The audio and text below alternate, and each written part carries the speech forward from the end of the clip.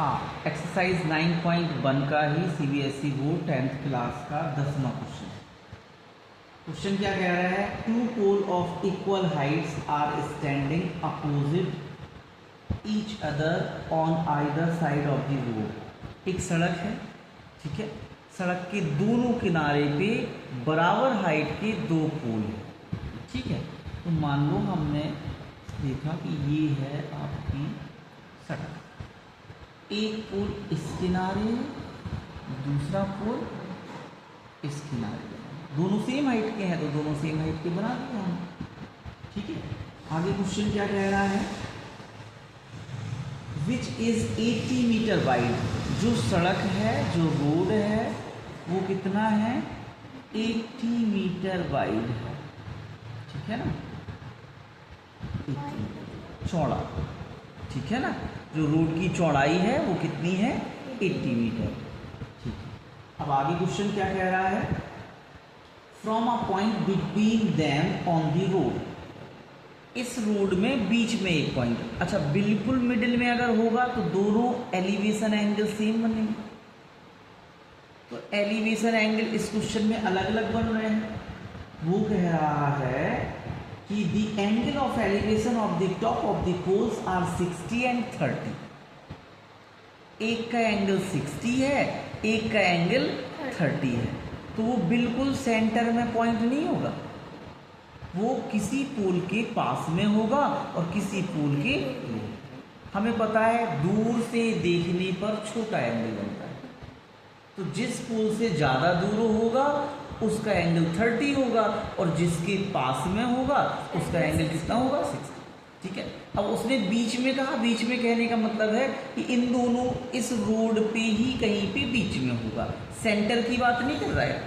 तो मान लो हमने ये पॉइंट यहाँ पे मान लिया, तो इस पॉइंट से इस पोल का जो एलिवेशन एंगल है, ठीक है, वो कितना होगा? 30 डिग्री। और ये पास में है तो इसका जो एलिवेशन एंगल है वो कितना होगा? 60। इतना क्लियर हुआ? कोई दिक्कत? चलिए अब आगे क्या कह रहा है question? Find the height of the pole and the distance of point from the poles. हमें हाइट भी निकालनी है पोल की और ये डिस्टेंस कि ये पॉइंट जो है वो इस पोल से कितनी दूर है और ये पॉइंट इस पोल से कितनी दूर, ठीक है। आगे बात समझ में? चलो हम लेट कर लेते हैं। लेट हाइट ऑफ पोल, दो पोल लिखे दे रहे हैं, ठीक है ना, क्योंकि दोनों हैं, दो पोल इक्वल h मीटर। तो ये वाला भी आपका h मीटर होगा और ये वाला भी h मीटर, ठीक है। क्यों? क्योंकि उसने कहा था सेम हाइट है, ठीक है। अब हम चलो एक साइड लेट कर ही ले रहे हैं कि ये जो 60 वाला एंगल जिस पोल से बन रहा है, यहाँ से इस पॉइंट तक का डिस्टेंस कितना है?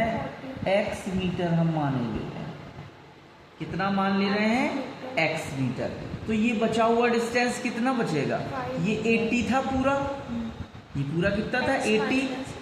80 माइनस x, पूरे में से ये वाला हिस्सा माइनस कर देंगे तो बचा हुआ हिस्सा बच जाएगा। भाई 80 तो था पूरा, 80 पूरा डिस्टेंस था, हमने आधा पार्ट x माना, तो आधा पार्ट क्या होगा? पूरे में से इस पार्ट को माइनस कर दो तो ये पार्ट बच जाएगा। तो हमारा आधा पार्ट जो बचा हुआ है ये कितना होगा? ये होगा 80 माइनस x, ठीक है, इतनी मीटर। अब हमें क्या करना है? एक एक ट्राइंगल को यूज कर लेना है, नाम दे दे रहे हैं, ये A, यहाँ B और ये C, इसको D और E, कुछ भी दे दो, उससे कोई फर्क नहीं पड़ता। अब एक एक ट्राइंगल ले लेना है, किसी को भी ले लेना है, ऐसा कुछ नहीं कि किस वाले को लेना है, जिसको आप लेना चाहें उसको ले। चलो आप ये चीज़ें भी लेट कर सकते हैं, है ना, ये लेट कर सकते हैं कि जिसपे 60 डिग्री एंगल बन रहा है वो कितना है? x मीटर दूर है पॉइंट से, ठीक है।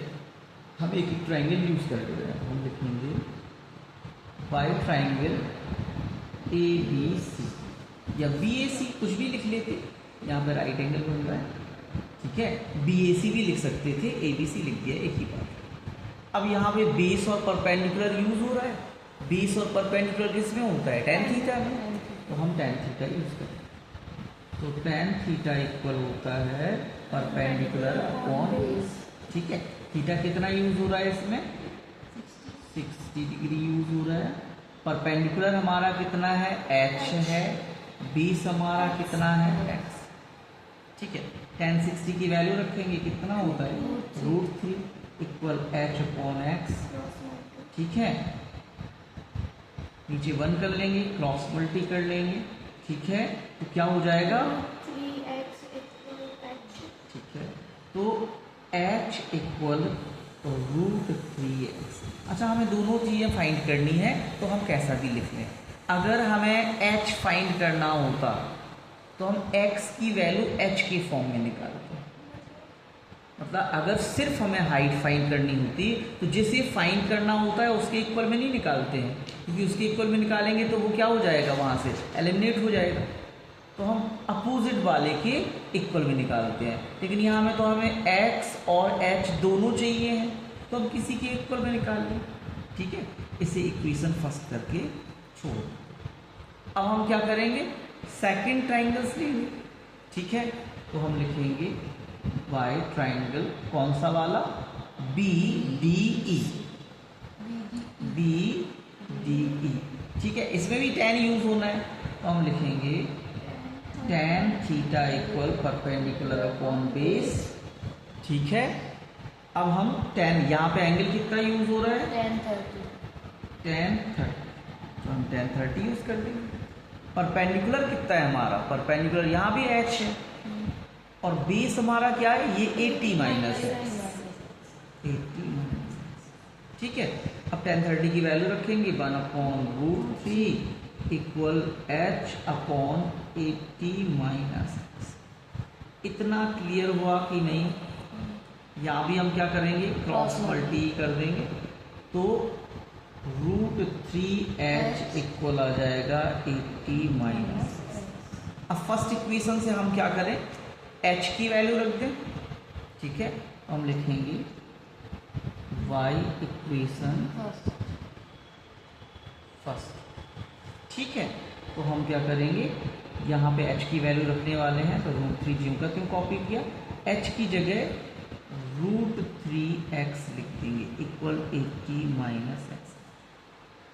√3 मल्टी होगा 3x हो जाएगा, 80 माइनस x हो जाएगा। अब x एक साइड कर लेंगे, ये वाला x इस तरफ ले जाएंगे, तो प्लस का हो जाएगा, ये हो गया, तो 4x इक्वल कितना हो गया? 80।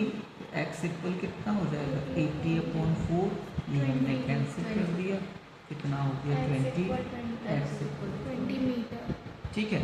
तो x हमारा निकल आया। तो हम कह सकते हैं ये वाला जो 60 एंगल जिसका एलिवेशन बन रहा था वो पॉइंट से कितनी दूर है? 20 मीटर। और दूसरा वाला पोल कितने दूर है? अब ये 20 हुआ तो 80 में से 20 चला जाएगा, तो ये कितना हो जाएगा? 60। आ गई बात समझ में? तो हम ये दोनों डिस्टेंस बता सकते हैं। हमें h चाहिए है, तो ये वाली वैल्यू उठा के कहाँ रख देंगे? इक्वेशन फर्स्ट, ठीक है। फिर से अगेन बाय इक्वेशन फर्स्ट, ठीक है। तो फर्स्ट इक्वेशन में हम वैल्यू रखेंगे h इक्वल कितना है? √3x, तो यहाँ √3 इंटू 20 कर देंगे, तो आंसर आएगा 20√3, इतने। ये हमारा हाइट हो गया, पोल कितनी ऊंचा है, और हमने बताया कि इनको मेंशन कर सकते हैं कि जिसका एंगल क्या है? एलिवेशन एंगल कितना है? 60 है, ठीक है ना। वो वाला पोल उस पॉइंट से 20 मीटर दूर है, ठीक है ना, 20 metre away from the point, and next pole is 60 metre away from the point, ठीक है। क्लियर हुआ? तो ये लास्ट में हमें ये भी मेंशन करना है, ठीक है। Thank you.